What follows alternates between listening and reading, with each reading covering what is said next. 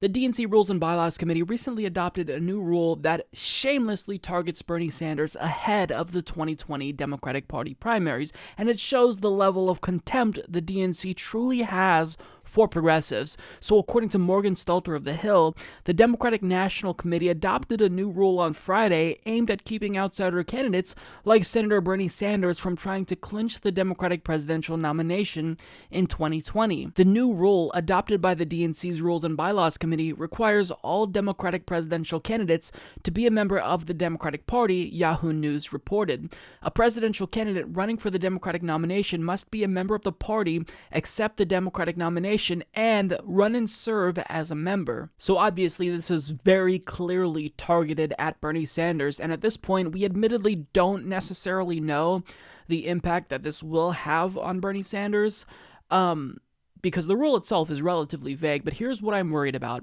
Later on, the Rules and Bylaws Committee could attach some sort of stipulation to this rule and say, well, you have to be a member of the Democratic Party for a certain amount of years, let's say 4, for example, and, if something like that were to happen, obviously Bernie Sanders just wouldn't qualify at all in 2020. He'd be shut out like that. So I don't trust the DNC one bit, and the fact that they're doing this might just be a step towards trying to ice out Bernie ahead of the 2020 primaries. And look, we always have to operate on the premise that the DNC is always trying to screw over Bernie Sanders. Anything they do that seems targeted at Bernie Sanders probably is to fuck him over. And it's because, look what happened in 2016. We have absolutely no reason to trust them ever again. So we can't just operate with this good faith assumption that, this might not impact Bernie Sanders, when they've tried to sabotage him before. The same people who tried to shut him out in 2016 are still serving in the DNC in 2020.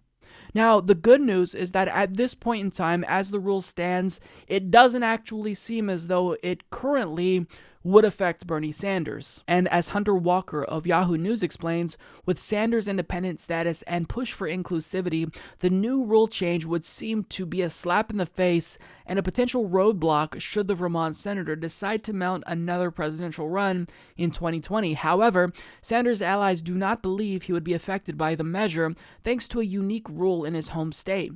Sanders, who is currently running for re-election, typically runs in the state's Democratic primary, but declines the party's nomination after winning. The move allows him to fend off Democratic challengers in the state while still running as an independent. Last month, the Vermont Democratic Party passed a resolution supporting this strategy and proclaiming that Sanders would still be considered a member of the party for all purposes and entitled to all the rights and privileges that come with such membership at the state and federal level. That membership could inoculate him against the DNC's rules change. One source familiar with the discussions told Yahoo News the rules change was not aimed at Sanders and wouldn't necessarily affect him. In fact, the source described it as a step that was designed to make it easier for party leaders to accept one of Sanders' main priorities, the end of superdelegates. Now, whoever that unnamed source was who said they didn't think this was aimed at Bernie Sanders, I would like for you to get a hold of me because I do have some magical snake oil to sell you. Because, obviously, this was targeted directly at Bernie Sanders. Now, the good news is that for now, at least, it doesn't seem as though this will affect Bernie. For now. That's the key word. But it still gives progressives who are independent the middle finger by declaring you can't run in our party if you're not a Democrat. I mean, at a time when Donald Trump is the president, they should be opening their doors to as much people as possible so they can defeat Donald Trump and the Republican Party. But by doing this, it's a slap in the face to progressives. Now, as the article suggested, this may in fact be a compromise. So, it may be something Bernie Sanders agreed to if they agreed to end superdelegates. But again, we just don't know because this rule is pretty vague at this point. In fact, Randy Weingarten, who's a DNC member, tweeted out the exact wording, and it doesn't really say how sweeping this will be. It also doesn't say if this will apply to Bernie or how something like this will be enforced in the event a candidate doesn't abide by it. Now, a member of the DNC Rules and Bylaws Committee named Elaine Kamarck, who supported this, did have one theory as to how this can be enforced in the event a candidate doesn't abide by it. Now, to remind you, she just wrote an article for the New York Times where she actually argued that Democrats should essentially be able to rig primaries against progressives and get away with it. So this is what she had to say about how something like this could be enforced. Now, keep in mind, this was a discussion that likely took place when they were still deliberating on this rule. How was that enforced? How was that enforced?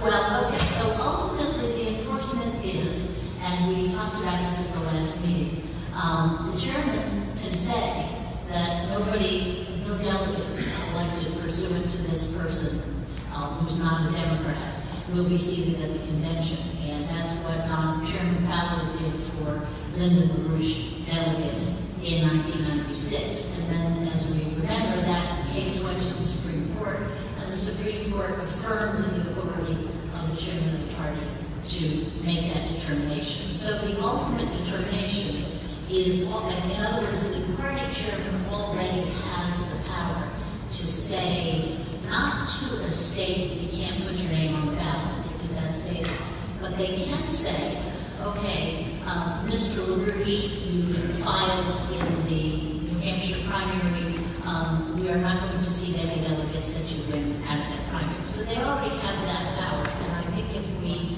say clearly here that they have to affirm that they're a part of the Democratic Party, meet these other qualifications, this gives a chairman a little bit more ground to stand on if they should have to do something like that. The national chairman? National chairman. Now, I know that what she was saying was pretty difficult to make out because there was an echo in that room, but I isolated the most important quotes. The chairman can say that no delegates elected pursuant to this person who's not a Democrat will be seated at the convention. In other words, the party chairman already has the power to say, not that we can't put your name on the ballot, but they can say, Mr. Rouche, you filed in the New Hampshire state primary. We are not going to seat any delegates that you win in that primary.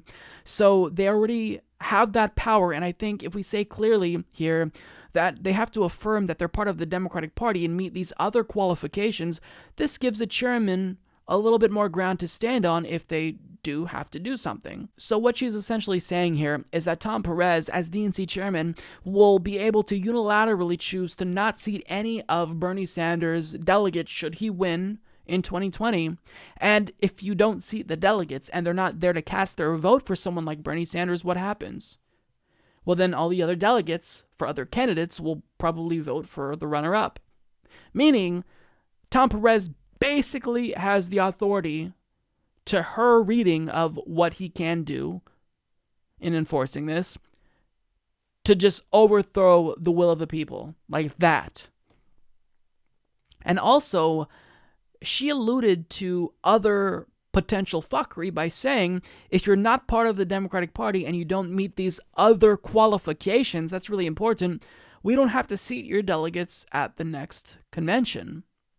Now, we don't know specifically what types of qualifications that she's referring to, but I can guess that they'd be arbitrary and most likely be qualifications that Bernie Sanders conveniently wouldn't meet. So this is all very shady. Currently, yes, it's the case that for now, it doesn't seem like this will directly hurt Bernie Sanders, but this whole situation stinks, and we'd be naive to not be skeptical and not see the just glaring red flags that are up here. And to be clear here, what she's advocating for doesn't seem to be adopted, at least when we look at what Randy Weingarten posted and when we look at the verbiage of this rule. But the video still gives you some crucial insight into their thinking. Someone on the DNC Rules and Bylaws Committee was just openly arguing that the DNC chairman can choose to not seat delegates at the convention and give the nomination to someone else of his choosing. And I don't know if you noticed, but Donna Brazile was there too. Didn't she just act all outraged when she found out that there was a cancer in the Democratic Party and that there was this joint fundraising agreement between Debbie Wasserman Schultz and Hillary Clinton that allowed Clinton's team to take full control of the DNC? Didn't she just act all outraged when democracy was undermined? She didn't say anything when this DNC member was openly advocating that the DNC chairman should be able to undermine the will of voters. So for now, we'll just kind of file this under on our radars, but not a huge pressing issue. But we do have to watch what they're doing and be cautious, because if they rig the primary in 2020 or 2016, they're going to be more than willing to do it again. And they may even pull out more stops this time, because Bernie Sanders is that much more of a formidable opponent for them. So we'll see what happens, but we've got to watch them, and we've got to be skeptical of anything they say, because we can't trust them. Support this podcast by becoming a patron at patreon.com/Humanist Report.